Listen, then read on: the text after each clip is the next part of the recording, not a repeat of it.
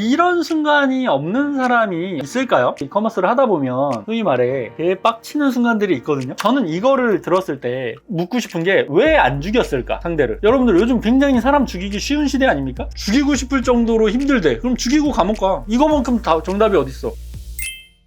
자, 시작할게요. 제가 인스타로 무무를 했거든요. 교육생분들 질문을 몇 개 받았는데 그거를 답변을 한번 하면서 핵심 가치에 대한 얘기를 해볼게요. 이런 순간이 없는 사람이 있을까요? 다 온라인에서 이커머스를 하다 보면 소위 말해 개빡치는 순간들이 있거든요. 누가 날 신고했다거나 이런 것들. 교육생들끼리도 그런 문제가 많이 있고, 같은 조원이었는데 그 조원에 가족 이름으로 사업자를 내서 똑같은 공급처를 뚫어가지고 저격해서 이제 뺏는 경우, 뭐 이런 경우들이 비일비재했습니다. 제가 예전에는 이런 게 되게 속상했어요. 그리고 막 저한테 연락 오면 그래도 먼저 들어간 건데 좀 양보하시죠, 뭐 이런 말도 했었어. 왜냐면 그때는 우리끼리의 경쟁만 너무 치열했거든요. 그때 4기, 5기, 6기, 7기 막 이럴 때. 근데 결국에 시간 지나서 보니까 우리끼리의 싸움에서 살아남은 사람이 그 카테고리에서 어차피 1등이 되더라고요. 그리고 그런 경쟁 없이 대충 있던 사람은 다른 쪽에서 들어오면 어차피 그걸 유지를 못하더라고. 그러니까 강한 사람만 살아남는 게 맞더라고요. 옆에 조언이 저격하든 뭐 외부의 사람이 공격하든 어차피 강한 놈만 살아남아요. 그러니까 우리끼리 아웅바둥한 것도 크게 의미가 없더라고. 그냥 자연 이치더라고요. 그거를 뭐 물리적으로 한다고 해도 어차피 강한 놈만 남으니까. 근데 저는 그런 것들이 굉장히 에너지 소모만 많았다고 생각을 하고요. 저는 이거를 들었을 때 묻고 싶은 게 왜 안 죽였을까 상대를. 여러분들 요즘 굉장히 사람 죽이기 쉬운 시대 아닙니까? 상대가 나한테 방심을 하면 그냥 칼을 들고 가거나 아니면 용산에서 불법으로 전기 충격기 사가지고 출력 높은 거 찔바직 한 다음에 영화처럼 트럭 같은 데 실어가지고 강원도 같은 데 딱 가가지고 묶어놔서 딱 깨면 이제 너 잘못을 알겠어? 이러면서 물어보는 거지. 너가 그때 교육받을 때 대답 제대로 안 했잖아. 내가 얼마나 힘들었는 줄 알아? 왜 제대로 돈 안 벌었어? 내 앞길을 망치려고 그랬어? 그리고 여러분들 다 묶여있는데 너 몇 번님? 이러면서 서로 막 아는 척하고. 그게 되게 쉬운 시대라고. 몸이 약한 여자도 상대가 방심을 하면 칼로 그냥 가서 쭉 쑤시면 죽거나 치명타를 입힌다고. 근데 왜 안 죽이죠? 아니지. 도덕성보다는 도덕성으로 바라보면 좀 그래. 왜냐면 자본주의상에서는 죽일 만큼 고통을 주거든. 그 도덕성은 내가 죽이고 싶지 않아서 이게 아니라 나한테 처벌이 오니까예요. 이게 되게 잔인해요. 만약에 여러분들 그 전쟁이 일어나면 가장 무조건 일어나는 현상들 몇 개를 알고 계십니까? 약탈입니다. 이럴 때 너무 시원해. 약탈 이런 게 기본적으로 일어나요. 근데 그게 상대 적한테서만 일어나나요? 적국한테만? 아니에요. 같은 나라 사람들이 마트 털고 그냥 옆에 이쁜 사람 있으면 막 하고 막 이런 일이 벌어진다고. 왜? 전쟁통에는 법을 수행할 수가 없으니까. 시한 체계가 무너지니까. 그러니까 이런 사고 방식들이, 우리가 이런 얘기를 들으면 불편한 게 뭐냐면 감정적으로는 불편해요. 왜 그런 얘기를 하지? 나는 싫은데 내가 피해자가 될 것 같기도 하고 왜 나를 그렇게 바라보지? 가해자처럼. 근데 그런 거를 좀 내려놓고 일어나는 현상에 집중하는 게 저는 통찰이라고 생각하는 거죠. 그러면 우리가 아까 그 질문에서 이분이 이 질문을 꿰뚫으면 내가 감옥 가서 20년 썩을 정도로 죽이고 싶다, 안 죽이고 싶다?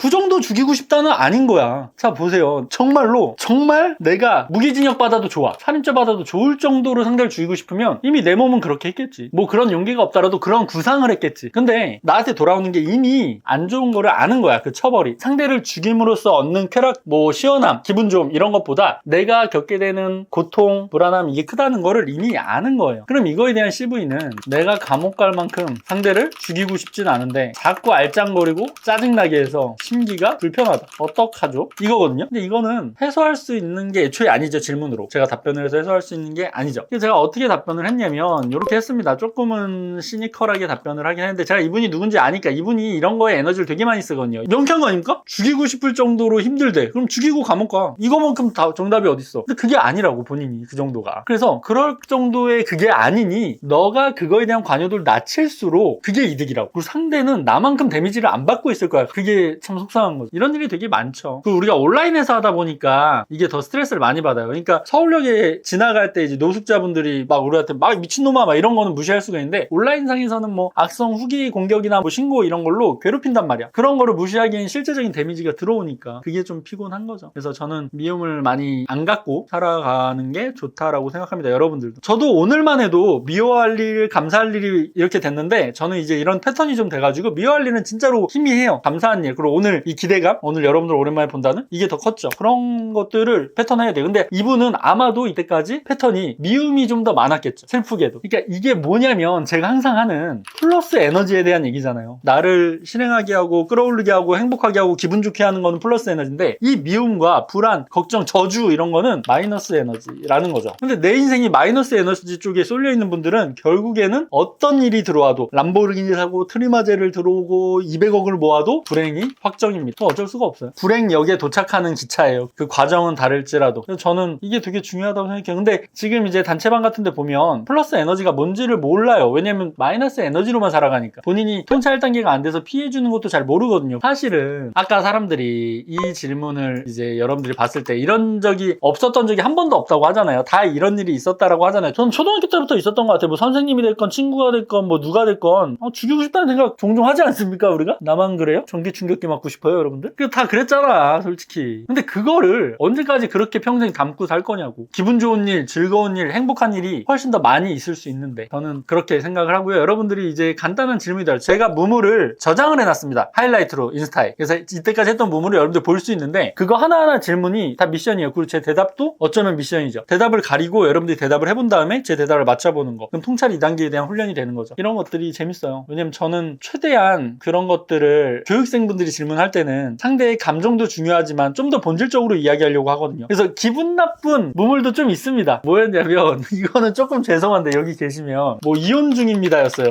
이혼 중입니다. 이거 보신 분도 있을 거야. 뭐 도끼가 올라오는데 미래가 안 그려집니다. 128번님입니까? 죄송합니다 일단. 이렇게 질문을 하셨어. 어떻게 합니까? 그러길래 제가 아니 그 도끼란 것도 어쩌면요 패턴이거든요. 어릴 때부터. 그래서 그 현명함이 있었으면 그런 상황이 아닐 거다. 돈도 많이 벌었을 거고 미래도 보였을 거다. 이런 건 거짓말이다. 결과는 거짓이 아닌 경우가 많고 각오는 보통 다 거짓이다 라고 얘기를 했거든요. 기분 나쁘겠지. 근데 이거를 받아들여야 성장할 수 있거든요. 여러분들 이때까지 얼마나 뻥을 치고 살았습니까? 야 나 장난 아니야. 진짜 열심히 할 거야. 나 오늘부터 새 사람이야. 아니 그럼 몇 번 태어난 건데 솔직히 그렇게 하면 뭐 맨날 환생하는 거야? 그 지겹잖아. 그런 걸 받아들여야지. 각오는 거짓말이 더 많구나. 그러면 결과로서 보여줘야겠구나. 이게 훨씬 멋있는 거라고 생각하죠. 근데 그 상황에서 저한테 그렇게만 하니까 좀 속상하죠 저는. 자 그리고 다음 질문으로 넘어갈 텐데요.